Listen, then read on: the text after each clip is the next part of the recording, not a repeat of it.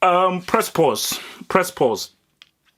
This is going to be a long one. I think, in case you don't follow me on Twitter and so forth, I put out a little tweet. I said, this is going to be a long review. Now, things have gotten serious right now at this World Cup.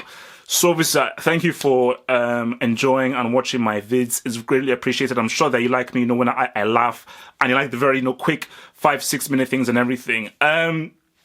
That's just to introduce you in. Now you're in. Things change slightly. Apologies if you're not really ready for the change. But let me just explain it to you. Things have gotten very serious right now in the World Cup. And I think this match has just shown you exactly why. Then I've got no time for jokes anymore. The comedy stops. The laughs stop. This gets very serious. So again, sorry if you want the comedic half-up that laughs and wants to crack jokes. I'm sorry, that stops now. This is the more serious half-up. I have my itinerary here because I don't want to miss anything at all. Let's start. Change of manager and change of coach. Now, I told people that this is gonna have the opposite effects of Spain. Everybody that newscasters, programs, online, journalists who are paid said Spain are going to be disorganized, they're going to discombobulated here, here's just coming, they're going to be a mess, it's going to be embarrassing, they're not going to know what to do, they've jeopardized their chance. And I said that I see the narrative. The opposite is going to happen, because Spain would have read all the media reports and they said, no, my gosh, this is what we need. This is what we need to actually galvanize us. We already know we have the talent, but what makes you win a World Cup is that mentality, that character, that thing of, you know what, I've got a chip on my shoulder. Italy 2006, I've got a chip on my shoulder. People don't think that we will win. That's the thing that can give us that extra boost to add to the time that we have. So when things started, it was like, oh Lord, 4 minutes. I'm going to be mentioning him. Cristiano. My nemesis, my friend, we have a long history. Hashtag no excuses. Guys, I told you this is going to be long. I'm sorry, it's going to be long, okay? This could go over 10 minutes. Hashtag no excuses. I'm going to be saying that a lot during this review. And what was the points of my hashtag no excuses? It was to remind people why the World Cup is the most important tournament. And when you look at Cristiano's face, his mannerism throughout the game, you know why this is it. It's his last chance. And when you look at Cristiano, he forced that penalty. He forced the issue. Because I think even when you look at Portugal, but also especially like Cristiano's mannerism throughout in the start of the game, you could see he was smiling, he was laughing, because he was like, we sense blood. I think that may have backfired, because I think that they were overconfident based on Spain's preparation. So, penalty up, De Gea tried to psych him out. I'm going to talk about De Gea. Cristiano steps up, scores, and suddenly everybody around was like, oh my gosh, Lopetegui, Spain now, they're not going to completely just lose this. We already know what the narrative was going to be like about their whole preparation and everything. But Spain did not panic. They were like, let's keep calm. Let's keep calm. Let's keep calm. Diego. Look, guys, I told you, I'm a very open man. I said, coming up to this, based on how I saw him in 2014, that Diego Costa doesn't work with this team. He doesn't fit within this team. But let's go deeper. I haven't fully seen this Spain team. And I told you, this Spain team is slightly different than the Spain team that we've seen before. Yes, they are pass-minded. It isn't tiki-taka. It's not tic-tac-toe. There is a bit more bite to them. There is a bit more penetration to this team. And I think Spain have finally figured out how to use Costa, because Spain are like Isco, Silva, Koke, so forth. We're going to move the ball around. But when Costa's around, let's give him an iron of balls that he wants. Let us treat him as a striker. He isn't David Villa. He isn't Fernando Torres. He's Diego Costa. Let us treat him like that and give him the balls that he wants, rather than the balls that he doesn't want. Let us try and play to his strengths. But that's Costa goal is a Brazilian goal. Because he literally made that goal himself. Brought the ball down, twist, twist, twist, twist, bottom left. Basically, it was fully his goal. 3 Portuguese around him, fully his goal. 1-0. David De Gea. It happens to the best of us. And this doesn't mean like he's not the best. He's not amazing anymore. He's still top 3 in the world. But has Neuer ever made a mistake like that? That's all I'm asking. That's all I want to ask. Has Manuel Neuer, the German wall, ever made a mistake like that? I don't think Neuer has that on his resume. But again, Cristiano forcing the issue. Spain, where we're playing well, left foot, hit it. So we're going into the second half, and the second half is when I said, okay, all right, guys, sorry, your narrative was wrong. It hasn't affected them. If anything, it has galvanized them because Spain took it to the next level. I said before that Isco's going to have a big tournament. Isco's going to be a problem. Isco is going to be a problem in this tournament because Isco was like, okay, you know what? I want this to be my cup. I want this to be my cup. Because Isco says, I understand Real Madrid, but Isco says, you know what? I want this to be my cup. I want a ball. I want to say, you know what? I want to take Spain to a higher level. We understand tic-tac-toe, but this ain't tic-tac-toe. This is Nuevo. El Nuevo. I told you, this name of Spain's new football is called El Nuevo. El Nuevo. This is new age. And it's like, it's about, let's open them up. Because Spain surgically penetrated Portugal in that second half. I mean, the dribbling, the movements, the one touch, the walking through tight spaces. There were moments where it's like, how the hell did Iniesta get through there? How the hell did Salva Pepas? How the hell did the Isco go through? How the hell did they get those triangles past Portugal? Portugal were chasing shadows. They were chasing shadows.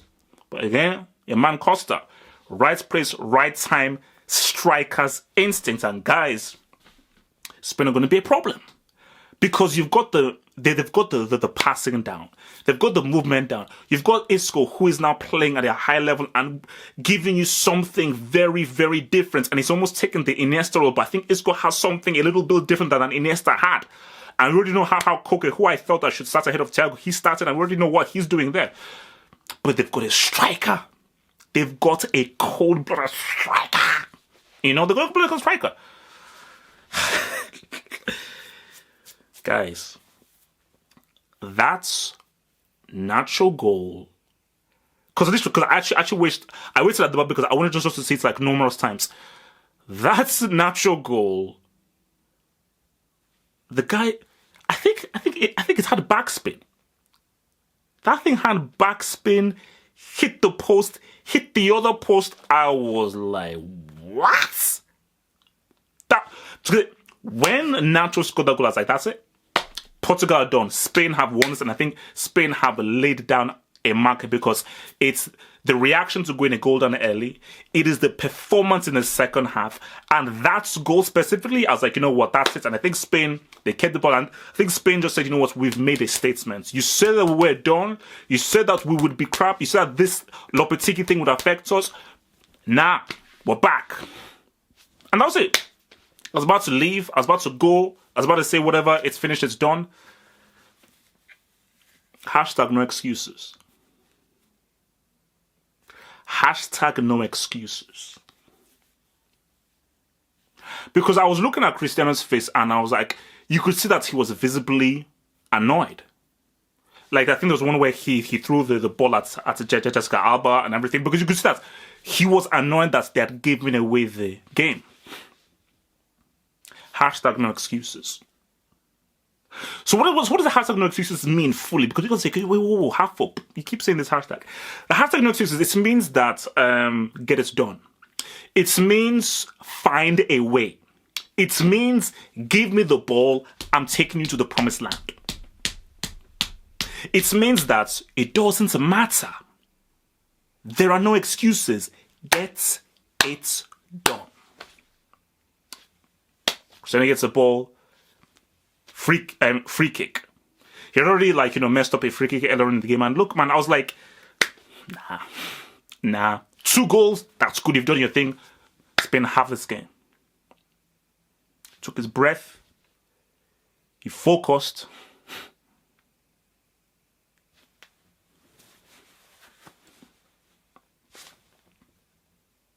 I can't say anything. I hold my hands up. He delivered. He delivered. Because you look at Portugal, man, and I think that, first of all, Guedes, you guys were saying, from look, man, Guedes was almost brick of the game. We already know who the brick of the game has to be, but Guedes, I always made Guedes brick of the game because it wasn't working. Because Portugal has good transition game, but I think Guedes lost the ball so many times. Guerrero just wasn't brave enough in really going to the ball and really getting a good cross. Bernardo Silva, man, the guy flopped. He did not offer anything creatively for Portugal going forward. But man, they needed a hero. And that's what heroes do. That when your team is down, they're not playing well, they're getting outplayed, they're getting surgically removed, you get it done. Free kick, top corner, supposedly the best keeper in the world, didn't even move. Guys, because that's like the best match I've ever seen, and this is still the best football match of all time. It's Italy, Germany 2006. That is still the best football match of all time. And I think it's going to be very hard for any match to top that. But this was a classic in a different sense. It wasn't really a classic based on just an amazing football game is when 2 teams are balling, which is what Italy, Germany did in 2006. But this was a classic in the sense of the narrative, the story. Spain coming into it, how they reacted, the kind of football that Spain played, how Portugal took the lead, but also the Cristiano narrative. Because remember, coming into this game, he had already had 3 World Cup goals.